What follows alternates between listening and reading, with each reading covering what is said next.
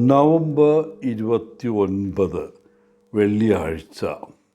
ലൂക്ക 21:29 മുതൽ 33 വരെ വാക്യങ്ങൾ. പുരാതന ഗ്രീക്ക് തത്വചിന്തകർ വിശ്വസിച്ചിരുന്നത് ചരിത്രം ഒരു ചാക്രിക പാറ്റേണാണ് പിന്തുടരുന്നതെന്ന്.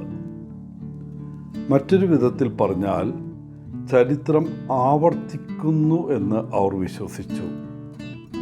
ഓരോ 3000 വർഷം കൂടുമ്പോഴും ചില വലിയ ദുരന്തങ്ങൾ ലോകത്തെ തുടച്ചു നീക്കുന്നു. ആ ദുരന്തത്തിന് ശേഷം മനുഷ്യചരിത്രം വീണ്ടും ആവർത്തിക്കുന്നു. എന്നാൽ ക്രിസ്ത്യാനികൾ വിശ്വസിക്കുന്നത് നേരെ വിപരീതമാണ്. ചരിത്രം ഒരു രേഖീയ മാതൃകയാണ് പിന്തുടരുന്നതെന്ന് അവർ വിശ്വസിക്കുന്നു. മറ്റൊരു വിധത്തിൽ പറഞ്ഞാൽ ചരിത്രം ഒരു നേർരേഖയിൽ നീങ്ങുന്നു. അതിന് കൃത്യമായ ദിശയുണ്ട്, കൃത്യമായ ലക്ഷ്യമുണ്ട്. ചരിത്രത്തിൻ്റെ ലക്ഷ്യം ദൈവരാജ്യത്തിൻ്റെ അന്തിമ വരവാണ്. അത് യേശു തുടങ്ങിവെച്ചെങ്കിലും പൂർത്തിയാക്കാൻ നമുക്ക് വിട്ടു നൽകിയിരിക്കുകയാണ്. യേശു സൃഷ്ടിയുടെ കർത്താവാണ്. ചരിത്രത്തിൻ്റെ നാഥനും അവിടുന്നാണ്. അവൻ സമയത്തിൻ്റെ ആരംഭത്തിലുണ്ടായിരുന്നു, അവൻ അതിൻ്റെ അവസാനത്തിലുമുണ്ടാകും. ആൽഫയും ഒമേഗയും ആണ് കർത്താവ്. ലോകത്തെന്ത് സംഭവിച്ചാലും അതെല്ലാം തീർച്ചയായും അവൻ്റെ നിയന്ത്രണത്തിലാണ്. എങ്കിലും നമ്മെ പഠിപ്പിക്കുന്നതിനും ഉണർത്തുന്നതിനും വേണ്ടി എല്ലാത്തരം സംഭവങ്ങളും ഉണ്ടാകാൻ അവൻ അനുവദിക്കുന്നു.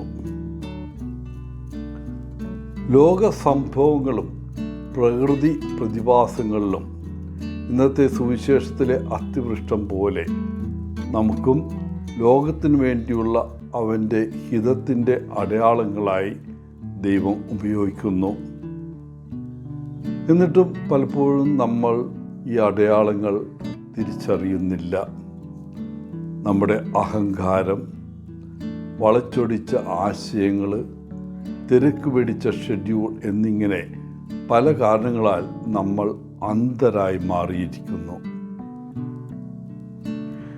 ഇന്നത്തെ സുവിശേഷത്തിൽ യേശു തൻ്റെ ശിഷ്യന്മാരോട് പറയുന്നത് സൃഷ്ടിക്കപ്പെട്ടവയെല്ലാം കടന്നു പോകും എന്നാണ്. എന്നാൽ അവൻ്റെ വാക്കുകൾ ഒരിക്കലും കടന്നു പോകുകയില്ല. നമ്മുടെ ജീവിതാനുഭവത്തിൽ നിന്ന് നമുക്കറിയാവുന്നതുപോലെ ജീവിതം പെട്ടെന്ന് മാറാം. ആ മാറ്റം ഒരുപക്ഷെ പോസിറ്റീവാകാം, അല്ലെങ്കിൽ വളരെ ബുദ്ധിമുട്ടുള്ളതും വേദനാജനകവുമാകാം. ഒരു കുടുംബാംഗത്തിന് ഗുരുതരമായ ഒരു രോഗം വരാം. സാമ്പത്തിക പ്രശ്നങ്ങൾ വലിയ വിഷമവും ഭയവും സൃഷ്ടിച്ചേക്കാം. നമ്മുടെ ജോലി മറ്റൊരു നഗരത്തിലേക്ക് മാറുകയോ അല്ലെങ്കിൽ വേറൊരു ജോലി ഏറ്റെടുക്കുകയോ ചെയ്യുന്നത് അത്ര എളുപ്പമുള്ള പ്രക്രിയയല്ല. ഒരുപക്ഷെ നിങ്ങളുടെ കൗമാരക്കാരനായ മകനോ മകളോ മറ്റുള്ളവരുമായി ഹാങ് ഔട്ട് ചെയ്യുന്നുമുണ്ടാകാം. ഈ ലോകവും അതിലുള്ള വിലപ്പെട്ട എല്ലാ ധാതുക്കളും ഒരിക്കൽ ഇല്ലാതാകും. ഇപ്പോൾ നമ്മുടെ മുൻഗണനയിൽ വീണ്ടും ശ്രദ്ധ കേന്ദ്രീകരിക്കേണ്ട സമയമാണ്. ശാശ്വതമായ വാക്കുകൾ യേശുവിലേക്ക് തിരിയാനുള്ള സമയമാണിത്. നമുക്ക് ചുറ്റുമുള്ള അടയാളങ്ങൾ ശ്രദ്ധിക്കാം. പ്രാർത്ഥനയിലൂടെയും ബൈബിൾ വായനയിലൂടെയും ധ്യാനത്തിലൂടെയും നാം പരിശുദ്ധാത്മാവിൻ്റെ പ്രേരണകൾ ഉൾക്കൊള്ളുക. അങ്ങനെ ദൈവം തൻ്റെ ഇഷ്ടം നമുക്ക് വെളിപ്പെടുത്തും. അപ്പോൾ അവസാന സമയം വരുമ്പോൾ നമ്മൾ തയ്യാറിൽ എടുത്തിരിക്കും.